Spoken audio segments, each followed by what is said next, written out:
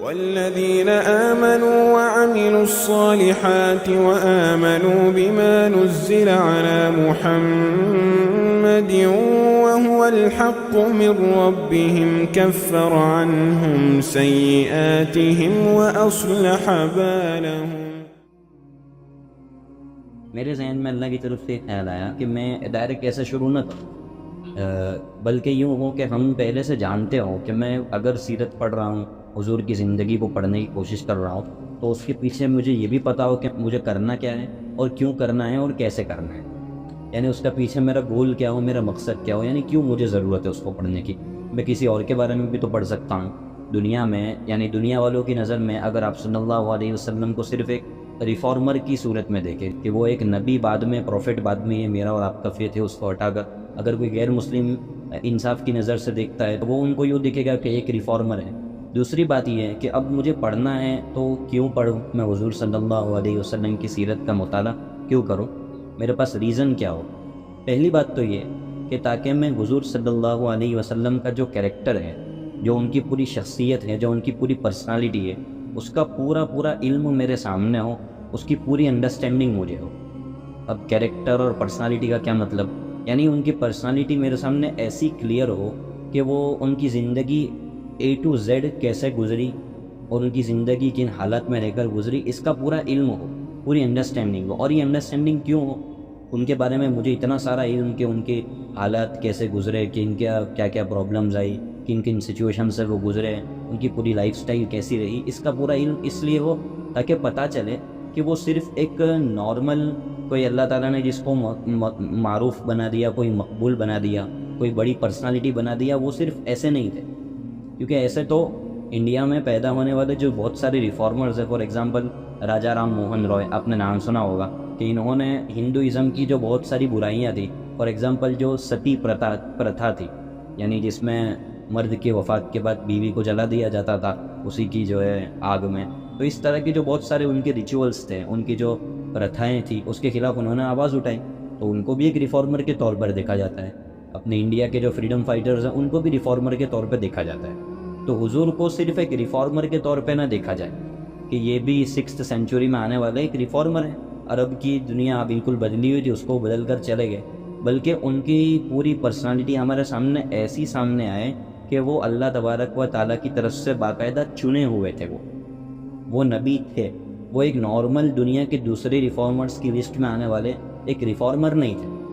اور کتنی عجیب بات ہے، ایک عیسائی آتھر حضور صلی اللہ علیہ وسلم کو ان دنیا کی 100 بڑی پرسنالٹیز میں سے سب سے بڑی پرسنالٹی بتا رہا ہے. تو اس نے جسٹس کے ساتھ، انصاف کے ساتھ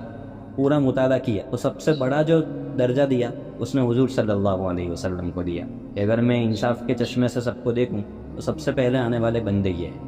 تو ایک تو یہ بات کہ حضور صلی اللہ علیہ وسلم کی پوری پرسنالٹی سامنے آئے، اس کی وجہ یہ ہے کہ ہم ان کو صرف ایک ریفارمر کے طور پر، دنیا کی کوئی بڑی پرسنالٹی کے طور پر نہ دیکھیں، بلکہ ان کو اس طور پر دیکھیں کہ وہ اللہ تبارک و تعالیٰ کی طرف سے ایک ان کو ہیلپ کی گئی تھی پوری، وہ اللہ تعالیٰ کے چنے ہوئے تھے. سیکنڈ چیز، زندگی کے ہر شعبے میں، یعنی زندگی کے جتنے بھی ہماری لائف کا اسپیکٹس ہو سکتے ہیں، یعنی فار ایگزامپل ایک اسپیکٹ سے میری سوشل لائف کیسی ہو، پرائیویٹ لائف کیسی ہو، میری فیملی لائف کیسی ہو، میری فائنینشیل لائف کیسی ہو، یہ زندگی کے الگ الگ یعنی شعبے ہیں، الگ الگ سیکٹرز ہیں.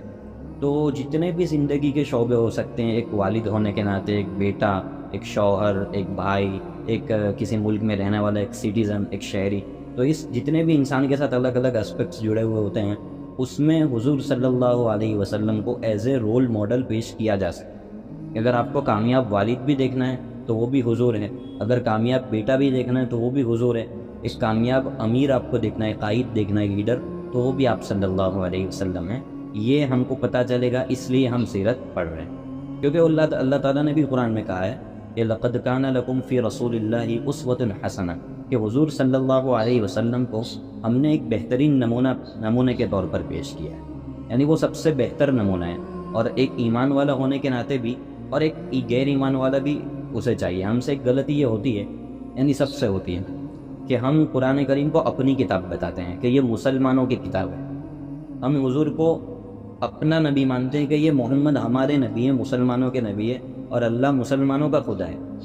بات کیا ہے کہ اللہ تعالیٰ مسلمانوں کے خدا نہیں ہے، اللہ تعالیٰ پوری کائنات کے اللہ ہے۔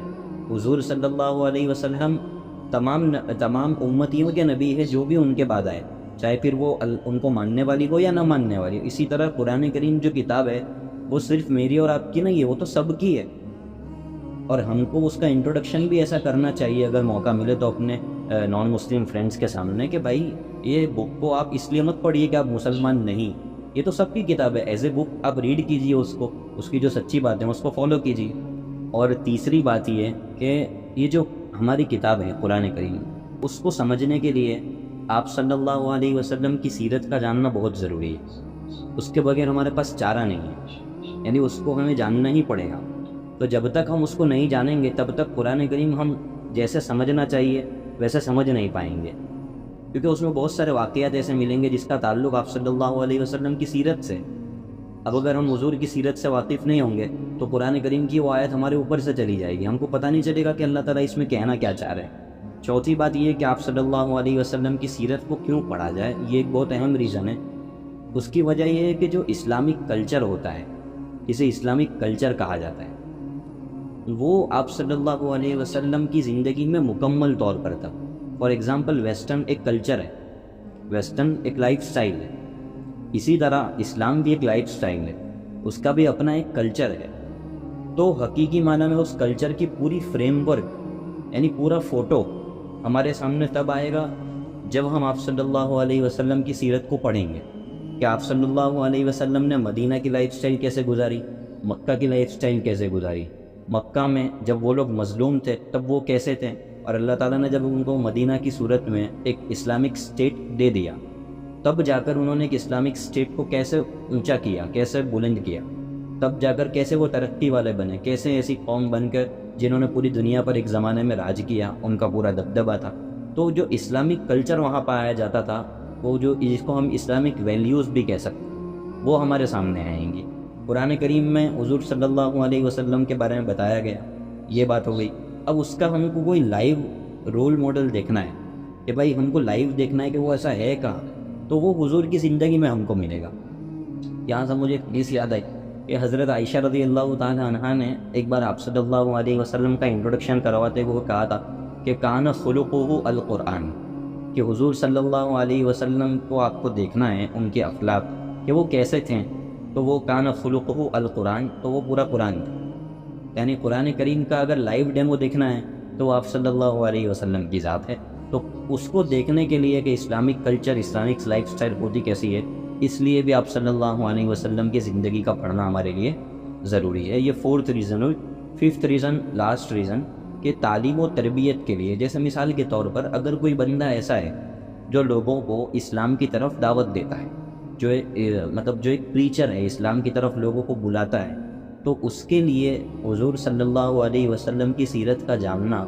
اس لیے ضروری ہے تاکہ وہ جان سکے کہ تعلیم اور تربیت یہ جو دونوں کام ہیں، کہ کسی کو بھی علم عطا کرنا، علم دینا، معلومات دینا، اور کسی کی تربیت کرنا، کسی کو یعنی تراش کر ہیرا بنانا، یہ دونوں جو کام ہیں وہ آپ صلی اللہ علیہ وسلم نے کیسے کیے، یہ حضور کی سیرت سے ہم کو پتہ چلے گا۔ اس لیے آپ صلی اللہ علیہ وسلم کی سیرت پڑھی جائے۔ تو یہ 5 ریزنز ہوئی۔ پہلی ریزن یہ کہ آپ صلی اللہ علیہ وسلم کی پوری پرسنالٹی سامنے آ جائے، اس طور پر کہ ہم ان کو صرف ریفارمر نہ دیکھیں بلکہ یہ کہ اللہ کی طرف سے وہ چنے ہوئے۔ دوسری ریزن کہ زندگی کے جتنے بھی لائفز کے جتنے بھی شعبے ہو سکتے ہیں، جتنے بھی آسپیکٹس ہو سکتے ہیں، اس میں آپ صلی اللہ علیہ وسلم کو رول ماڈل کے طور پر ہم جان سکیں۔ تیسری بات یہ کہ قرآن کریم کو ہم سمجھ سکیں۔ چوتھی بات یہ کہ Islamic culture, Islamic life style اس کے ذریعے سامنے آئے گا۔ اور آخری بات یہ کہ تعلیم اور تربیت کے رول ماڈل آپ صلی اللہ علیہ وسلم تھے، تو ان سے ہم تعلیم و تربیت سیکھ سکیں کہ کس طرح ہم کو اپنے جو ماتحت ہوتے ہیں، چاہے وہ اپنی اولاد ہو، بہن بھائی ہو، بیوی ہو، یا کوئی بھی اور ہو، اسٹوڈنٹس ہو، ان کی تعلیم اور تربیت کی رسپانسبلٹی ہم کو کیسے پوری کرنی ہے۔ یہ ایک بات ہوئی۔ اب حضور صلی اللہ علیہ وسلم کی سیرت کو پڑھا کیسے جائے، طریقہ کیا؟ ایک طریقہ تو یہ ہے کہ آپ صلی اللہ علیہ وسلم کی زندگی کو الف سے لے کر یا تک پورا ایک جس طرح ایک واقعہ ہم بیان کرتے ہیں کہ بھائی پہلے وہ پیدا ہوئے، پھر یہ ہوا، پھر وہ ہوا، پھر وہ ہوا، ایک واقعے کی شکل میں بیان کر دینا ایک طریقہ تو یہ ہوتا ہے۔ سب سے بنیادی فائدہ جو ہم کو واقعے کی شکل میں آپ کی سیرت بیان کرنے سے ہوتا ہے وہ یہ کہ انفارمیشن مل جاتی ہے، ہم کو نالج مل جاتی ہے ہم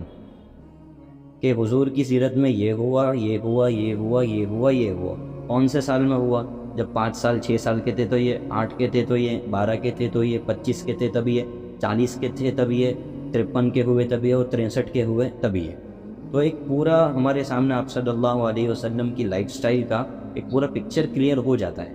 اب لیکن اصل کیا ہے، سیرت کو پڑھنے کا اصل مقصد کیا ہے؟ وہ جو ہم نے وائز کے اندر پڑھا کہ مجھے کیوں پڑھنا ہے، تو سوال یہاں پہ پیدا ہوتا ہے کہ کیا اس انداز سے سیرت کو بیان کرنے سے کیا یہ وائی کلیئر ہو پائے گا؟ کیا سیرت سے جو ہم کو لینا ہے، جو ہم کو کیچ کرنا ہے، کیا وہ اس انداز سے ہم کو مل پائے گا کہ بھائی میں نے بتا دیا کہ آپ صلی اللہ علیہ وسلم فلاں سن پیدا ہوئے، پھر اتنے سال کے ہوئے تو یہ واقعہ ہوا، یہ واقعہ ہوا، یہ واقعہ ہوا۔ سوال پیدا ہوتا ہے کہ آپ صلی اللہ، اس سے مجھے قرآن کریم کی فہم کیسے بڑھے گی؟ ایک سوال پیدا ہوتا ہے کہ اسلامک کلچر پورے ایز اے ہول سامنے کیسے آ پائے گا؟ کچھ نہ کچھ تشنگی یعنی پیاس باقی رہ جائے گی، مکمل طور پہ آ نہیں پائے گا۔ لیکن کسی زمانے میں یہ طریقہ بھی اختیار کیا گیا ہے سیرت کو بیان کرنے کا، یہ والا جو طریقہ ہے، اور اس کا اپنا ایک فائدہ ہے۔ وہ فائدے سے خالی نہیں ہے۔ ہمارے جو بڑے اکابر گزرے ہیں انہوں نے یہ طریقہ اختیار کیا ہے، اور اس کی وجہ، سب سے بیسک وجہ، ریزن یہ تھی کہ اس وقت سیرت کو محفوظ کرنا ضروری تھا کہ ہمارے پاس آپ علیہ السلام کی پوری لائف سٹائل محفوظ ہو جائے، وہ چلی نہ جائے، وہ ضائع نہ ہو جائے۔ وہ جتنا بھی ذخیرہ ہم کو ملا ہے وہ سب کے پاس، سب ہمارے پاس ہماری لائبریری میں اسلامک لٹریچر میں محفوظ ہو جائیں۔ تو وہ محفوظ تبھی رہ پائے گا جب ہمارے پاس ہوگی۔ تو یہ بھی ایک طریقہ کار اختیار کیا گیا ہے۔ لیکن ہر زمانے کی اپنی اپنی ضرورتیں ہوتی ہیں، ہر زمانے کے الگ الگ دماغ ہوتے ہیں۔ یہ وہ زمانہ ہے، میں اور آپ جس زمانے میں جی رہے ہیں، کہ یہاں پہ ہر چیز کو انٹلیکٹ لیول پہ سمجھنے کا مزاج ہے۔ اب ایک سوال یہ پیدا ہوتا ہے تو پھر آپ صلی اللہ علیہ وسلم کی سیرت کو کیسے پڑھا جائے؟ تو اس کا جواب یہ ہے کہ آپ علیہ السلام کی سیرت کو ایسے پڑھا جائے کہ اس سے ملنے والا سبق کیا ہے،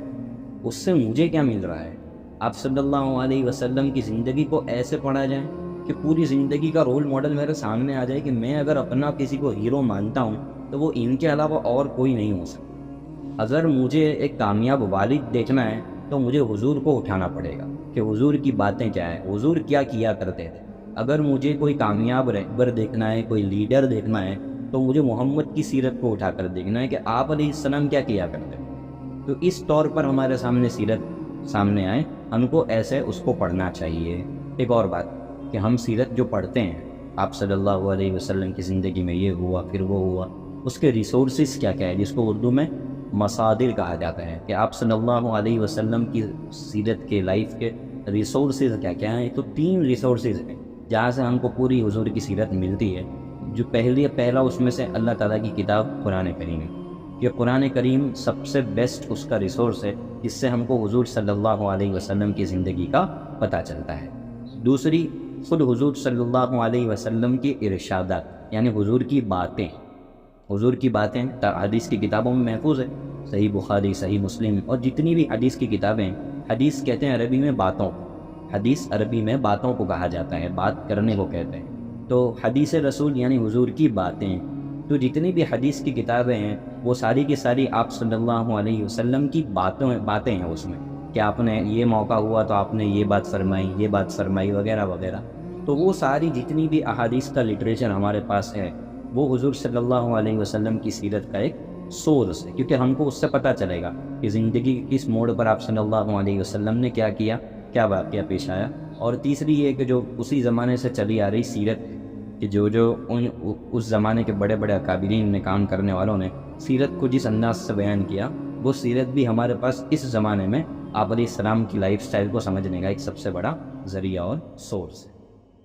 والذين آمنوا وعملوا الصالحات وآمنوا بما نزل على محمد وهو الحق من ربهم كفر عنهم سيئاتهم وأصلح بالهم